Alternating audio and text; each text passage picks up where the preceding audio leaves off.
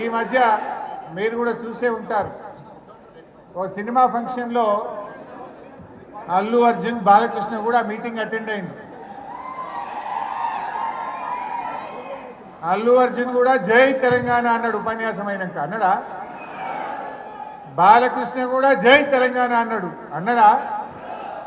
కానీ రేవంత్ రెడ్డి మాత్రం జై తెలంగాణ అంటలేదు. ఆయనకు నిద్రలో కూడా జై తెలంగాణ యాదికి వస్తుంది, కళలో కూడా కేసీఆరే కనబడుతుంది. ఈ మధ్య రేవంత్ రెడ్డి ఎక్కడ ఉపన్యాసం ఇచ్చినా కనీసం ఒక 30 సార్లైనా కేసీఆర్ని తలుచుకుంటాడు. కేసీఆర్ను తలుచుకోకుండా రేవంత్ రెడ్డి మాట్లాడలేడు, ఆయన ప్రసంగం ఉండదు. ఎందుకంటే రేవంత్ రెడ్డి మన ఆత్మగౌరవ నినాదమే జై తెలంగాణ. ఆ నినాదాన్ని కనుమరుగు చేయాలని కుట్రలు చేస్తూ ఉన్నాడు. ఈ మధ్య రేవంత్ రెడ్డి జై తెలంగాణ కాదు, ఏమంటుండు?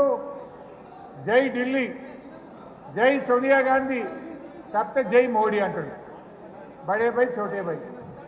అంతకు మించి జై తెలంగాణ మాత్రం అనడానికి ఆయనకు నోరు రాలేదు కూడా.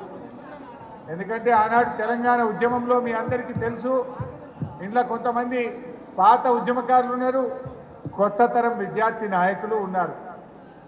ఆనాడు ఉద్యమం జరిగే నాడు కేసీఆర్ గారి నాయకత్వంలో రాజీనామాలు చేయాలంటే బీఆర్ఎస్ పార్టీ ఎమ్మెల్యేలు, ఎంపీలు, మంత్రులు, ఎంపీలు అందరం రాజీనామా చేసినాం.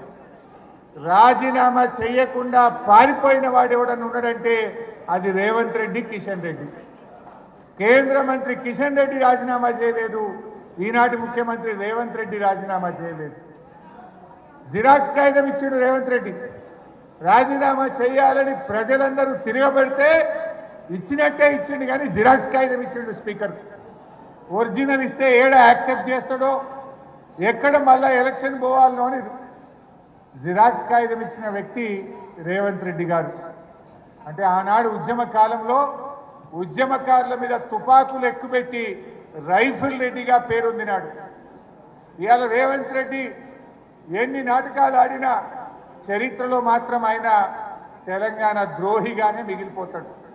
తెలంగాణ ద్రోహుల చరిత్ర ఒక లిస్ట్ అంటూ రాస్తే మొదటి పేరు చంద్రబాబు నాయుడు ఉంటే రెండవ పేరు రేవంత్ రెడ్డి పేరు ఉంటుంది. ఎందుకంటే అది ఎన్నటికీ తుడిచిపెట్టుకోపోలేదు. కానీ రేవంత్ రెడ్డి గారు ఈ మధ్యకాలంలో ఏం చేస్తుందంటే ఈ ఉద్యమాన్ని, మన ఉద్యమ చరిత్రను చిన్నగా చేయాలను, మన కేసీఆర్ ఆనవాళ్ళు లేకుండా చేయడం అంటే తెలంగాణ పోరాటాన్ని తక్కువ చేయడం, ఉద్యమ జ్ఞాపకాలను తొలగించే ప్రయత్నానికి రేవంత్ రెడ్డి గారు ప్రయత్నం చేస్తూ ఉన్నారు.